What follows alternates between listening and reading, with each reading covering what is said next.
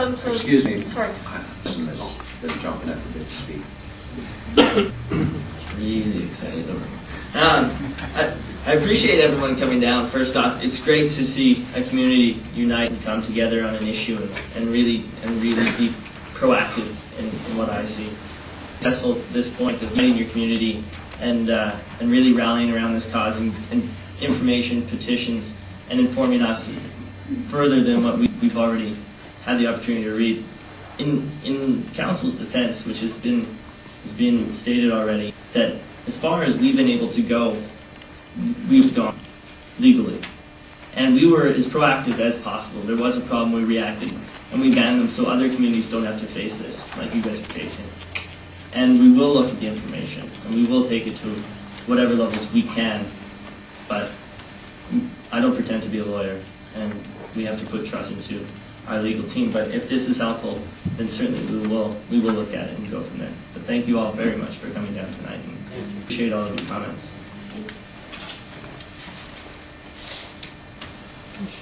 Well, I just want to say there hasn't been a case of secondhand smoke where one. That's all I have to say. Thank you. I'm just going to wrap this up now.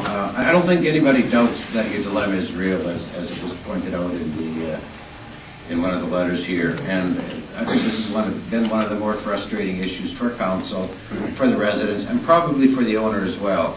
It is my hope, and short of everything else, to try and work with the owner to see if we can come to some resolution. Thank you very much for coming, and thank you very much for listening. And you are welcome to stay for the rest of the items on the agenda. However, if you wish We must have the bonfires.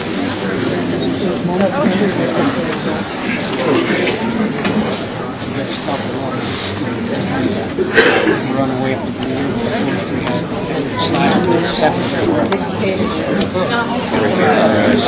on the other side of Sam, I can see the flames up on the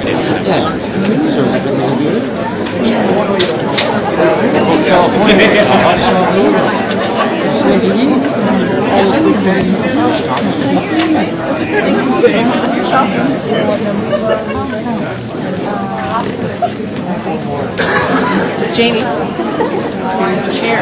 There's a chair here. Yeah, that was real white.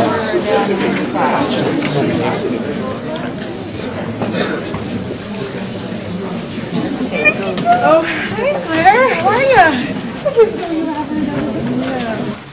should not.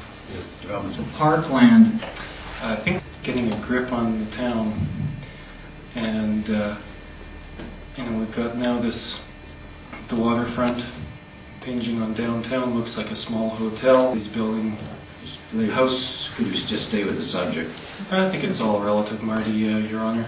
If you just give me a minute, I'm not going to waste too much time here. But somebody else building over 3 lots when we have a housing crisis in the city, and we're helping them go even higher, as if 3 houses isn't enough for 2 people.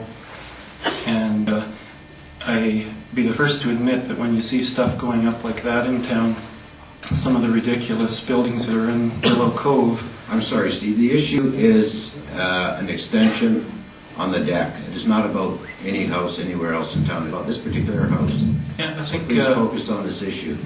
With all due respect, sir, my issues are that I have to look out my window onto some of this stuff. These houses are getting too big. They're on too small lots. I feel bad for somebody that misdesigned their house. The decks are ridiculously small. Unfortunately, the rest of the house consumes the lot. This woman hasn't even moved into her house to try and make things work. The house is still under construction. There are other things that could be done.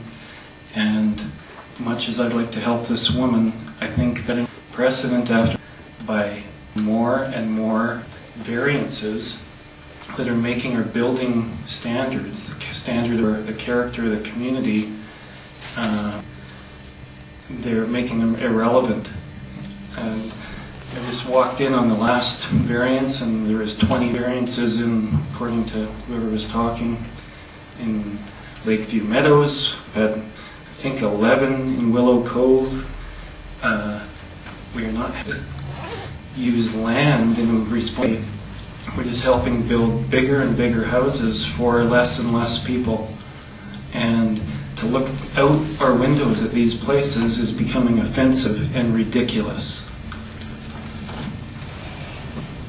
Thank you. Any further presentations?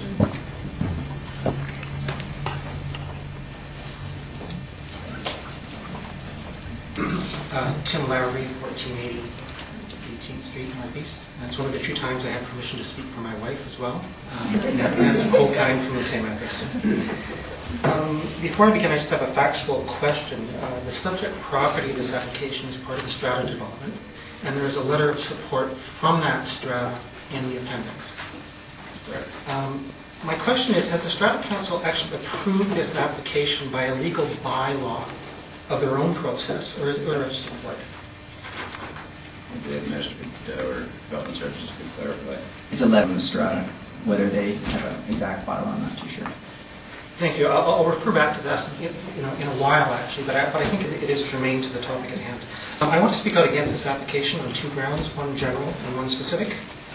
And I want to, I feel awkward, actually, because I don't know my neighborhoods now. But I think that I have to be direct, and so I'm not being disrespectful to the applicant. Hopefully they will realize, as council is aware, there's been a long history of development issues with this property. Some compromises, well with it, and I'm not going to go into the details with council, but it has been a problematic development right from the get-go, for years. From our neighborhood perspective, the developers developed to the maximum, and then came forward to ask for more. Bottom line stuff. The discussion at the time involving an adherence to the rules. And the input that you as council received, and it was overwhelmingly, was that the rules should be there for everyone. Fair is fair, and live within the guidelines. And I might not have liked that development, still don't, but I actually agreed with their right to develop it. But again, within the guidelines.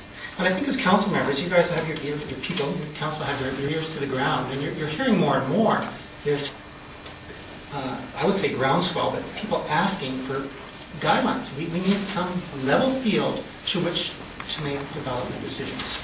And so I'm going to suggest this is a similar situation, differing only by the fact that the applicant is a homeowner and not a member company seeking a variance, as we've had in the past. And apparently it's not a case of extra room for grandma, or economic burden, or hardship, but according to the application, it's to accommodate large deck furniture and barbecues. So to me, this appears to be a situation where the owner is maxed out on the building envelope, and then wants to enlarge it again by breaking the guidelines that should apply to everyone. So, in my mind, it doesn't matter for planning or not being aware, or even a calculated move, because we have seen that with this property in the past. And what matters is the message that's sent, that these development guidelines are for everyone. I can be more specific, and I want to try to answer some questions that maybe as you're sitting there thinking you're having, okay, Tim, what difference does this make to me, with this variance if it's approved? And I notice in the notes it says the immediate strata members. They said the immediate neighbors are in favor of it, but I'd like to point out these are strict who are co-owners who have signed supporting the application.